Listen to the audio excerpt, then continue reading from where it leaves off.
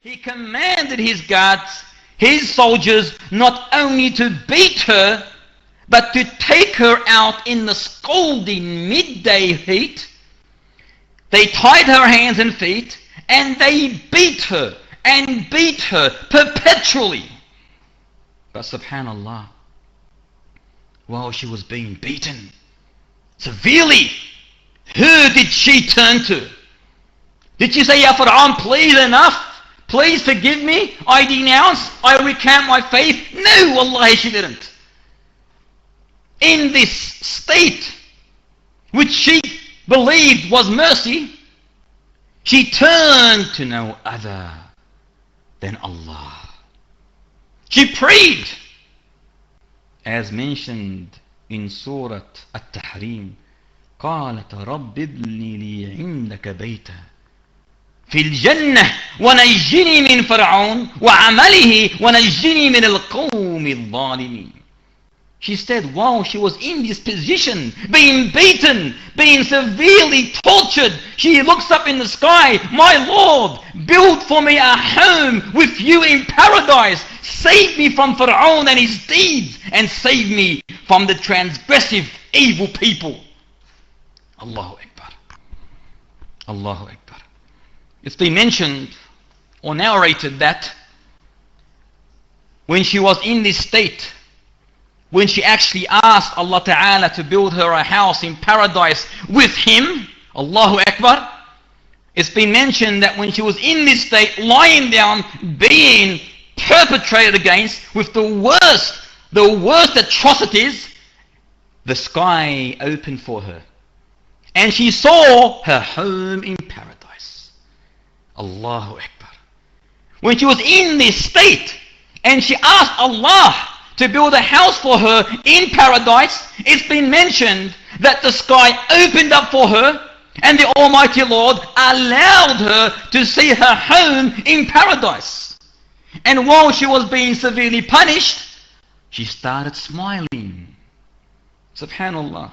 She is being punished, most severely, and yet she's got a smile on her face.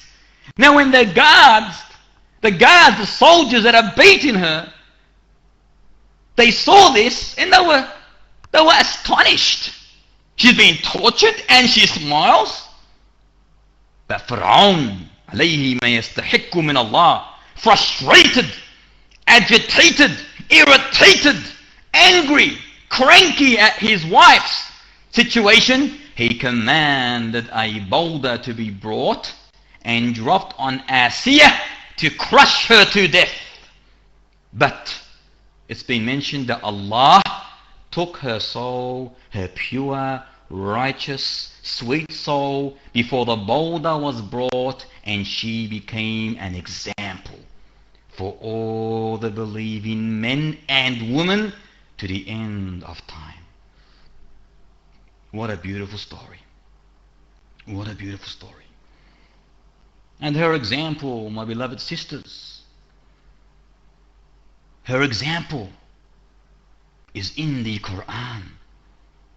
It is read every day by thousands and thousands and thousands of Muslims all around the globe, and they will continue reading this beautiful example to the end of days. What an honor. What an honor. What a role model. What firmness in La ilaha illallah. Subhanallah. She was the wife of the most arrogant, corrupted, evil, mischievous, wicked king. Fir'aun is known. Yet subhanallah, she held so strongly on that which she believed. And that was no other than La ilaha illallah. Dear sisters, Allah and His Messenger sallallahu alayhi wasallam are calling you to life. Are calling you to life. Dear sister, reply to a Jannah, to a paradise as wide as the heavens and the earth. For indeed, paradise is for believers, not only for men, as people claim. Whenever you hear in a lot of sermons, You will think that paradise is only for men. Garbage, gibberish, absolutely not. The majority of verses, just about all of them, always refer to those that believe men and women, men and women.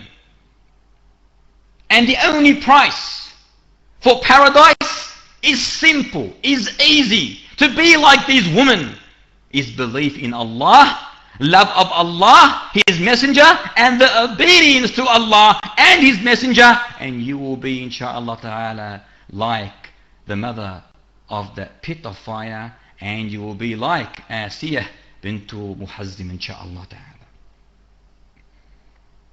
These are women, and they deserve paradise. And there are many other women. Let me mention another example to you. Another example is Maryam bint Imran. She is one of the most noblest women in Islamic teachings. And she was chosen to miraculously give birth to no other than Isa alayhi salam, the messenger of Allah. When the angel approached Maryam, with the news that she has been chosen by Allah, Allah chooses whom He pleases. And in this situation, He chose Maryam bint Imran to carry one of His messengers who is still alive and who will remain alive until Allah wills, and He will come back to this earth as a major sign of the hour for 40 years, and then He will die and then get buried like any other Muslim, and then insha'Allah ta'ala not long after that, the hour will be established. So Maryam alayhi salam was chosen by the Almighty Lord to bear the child whose name will be Isa, who will be born miraculously without a father. When she actually got this information, she felt worried, distressed, or you can say perplexed. She said, "How shall I have a boy and no man has yet touched me, nor have I been unchaste?" To her, being a human being, it's only logical. How can I have a boy when no man has touched me, nor am I a person who's unchaste? And then the Almighty Lord commanded her to go to a place to isolate herself. And she was alone. This is the story cut very short and very brief. She was alone when the throes of childbirth compelled her to take a refuge by the trunk of a palm tree. And right then, when she was in the state of labor, Isa ibn Maryam was born. And immediately, he talked to his mother and relieved his mother. He called out to his mother, "Grieve not. Surely your Lord has made a stream to flow beneath you and shake towards you the trunk of the palm tree. It will drop on you fresh, ripe dates. So eat, drink, and refresh your eyes." She was also told, if you see the people of your community, do not worry about their questions. Just say that you have made a vow and that you shall not speak to any person today. This is the faith in Allah Ta'ala. She believed in Allah Ta'ala. She believed in what Allah Ta'ala told her.